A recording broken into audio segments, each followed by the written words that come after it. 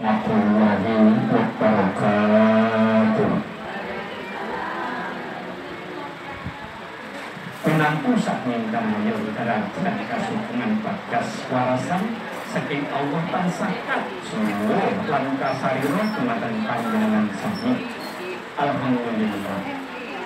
Alhamdulillahirabbil alamin rahman sayyidina wa ala alihi wa sahbihi. Nuwun sewu dumateng saking para pinasepuh aji sepuh ingkang dadi nurmati. Dumateng saking para tamu agung ingkang nedeng-nedeng lelenggan ingkang dadi nurmati. Dumateng saking para tangga teparo ngajeng wingking kanan kiring ingkang dahat kinurmatan. Dumateng Bapak RT Gangsal, Bapak Haji Suwahyo saprangkat ingkang dahat kinurmatan. Bocap kacarita. Pasiraman agung kang sampun dinacik kinata. Wonten sawijining jamban kencana. Yen ana critane rikala semanten, pasiraman menika inggiring program menika nalika warna sekarang gandanya arum. Lajeng inggiring program wonten sewa kuwi watu gedhe kagem nggawe widodari kang siram ing tlaga ning ing tlatah Rama Priya kawasan menika tlaganipun cukup jamban kencana. Sekaripun arum sekar Taman Kota Surabaya dipun pethi sedaya dados sekar taman dipun lebetaken jamban kencana. Ing teges saged arum gandanipun naremaken asma Rama Ibu, naremaken asma kaluwarga, naremaken asma agama, dosa lan bangsa. Bersan ing jamban kencana menika toyanipun toyan kang arum pesik kabeh saking 7 sumber. Kagem pasiraman kabeh saking 7 sumber. Angka sepindah kabeh saking Masjid Suhada Banten pucuking Kilang Tanah Jali. Angka kaping kalih tirta ingkang jamban kencana kabeh saking Masjid Jamek Banyuwangi. Pucuke Wetan Tanah Jali, Sabuk Tanah Jali sampun kalih cinembulungake ing jamban kencana. Kalajengaken angka kaping 3 kabeh saking Masjid Istiqlal Jakarta.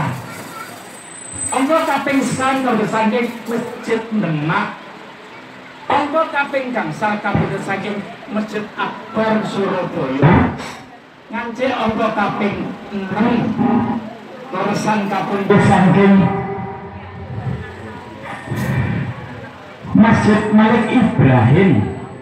Pungkasaning Tirta Wening kabundhut saking Masjid Ampel Surabaya.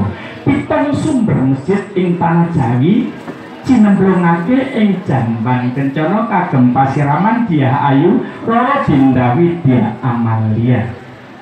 Kocap kacarita ngumandang gending ingkang sampun dinacik. Monggo Pak Priyo, gending ngumandang Bapak.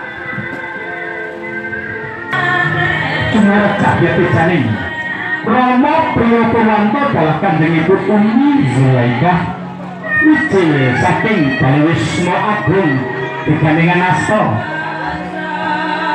Jemaka tumuju Ingregol Kori Bali Agung. Kadi kebak pangati-ati anggenyo. Rama Priyo dalah kanjeng Ibu Umi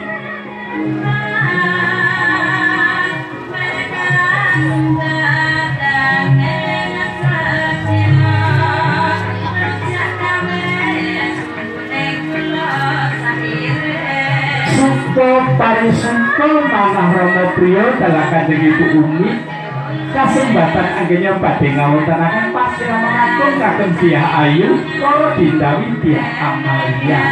Sigro ing sakmangke Romo bakal masang bledet TV. Ayo, udah siap.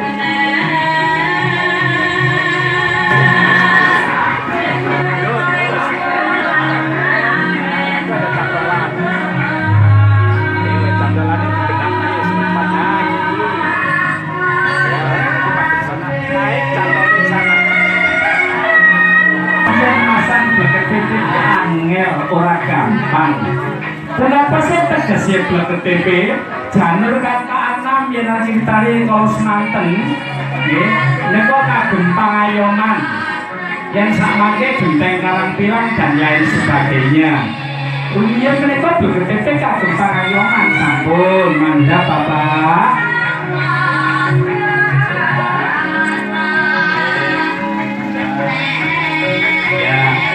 BLKTP sampun kinasang kagem nulak balak Sukerto Sukerti sampai ngatos ganggu gawe ing adicara dinten mangke benjang lan sak lajengipun sampai ngatos ganggu gawe para tamu, aja nganti ganggu gawe para tangga, aja nganti ganggu gawe para keluarga ridho Allah. Bapak menika pariwuwu yen ana ceritane mereka daranipun para raja enak sepule pulen jan ora penyet sambel nikmat saestu. Pramila sunggal-sunggal mang ibu kang masang. Monggo dicampurke mayang. Campur mayang ditacekke ucapan basmalah. Pariwuwu pinatetaken ing ketuan ing tembe diayu anggene manjing beberan agung. Pikantuk kamulyaning Allah bakal murah luber pangan ora bakal kekurangan pangan. Allahumma amin. Ibu monggo mundur. Iya.